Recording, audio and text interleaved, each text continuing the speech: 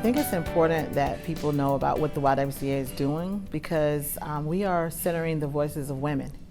And that, unfortunately, is still something that's not happening across the board. We still have work to do when it comes to equity across the board. But when we're talking about centering the voices of women, that is something that I'm proud that we are an organization that's our explicit mission, is to ensure that women are seen and heard and valued.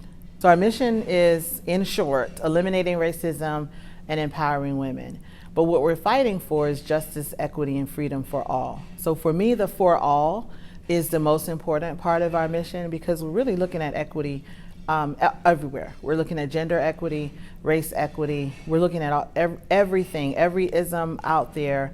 We're looking to make this community a more equitable place so that we aren't looking and judging people and paying people and incarcerating people and treating people differently based on their identities, whatever that may be. But what's really new is we're really digging deep into training around equity. So we're still doing our racial equity and inclusion training where we're spending 2 days, sometimes it's a half day, so we have 2 different ways we can do the workshop.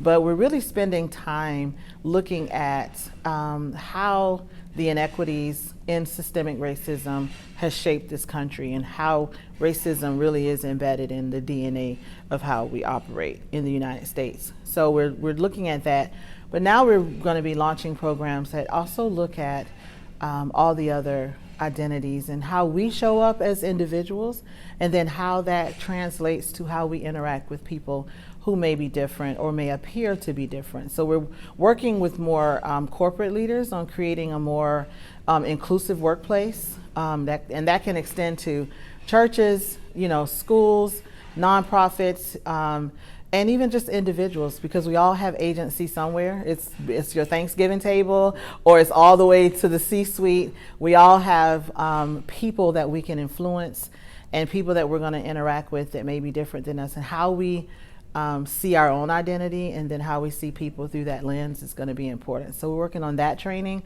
And then we're newest program is creating a pipeline for women and girls into the healthcare fields, and just understanding that women of color are underrepresented in that field, and it is a field where they can really make a livable wage. So we're trying to opening that up. We360, our women's empowerment program, entrepreneurship, and seeing that 87% of the women who go through that program advance their business, and that they are making that step in the right direction to their business. They're really polishing or creating a business plan, and they're really stepping in the right direction. So getting women of color to really take their business really seriously and then launch it to the next level. That's one of the proudest things.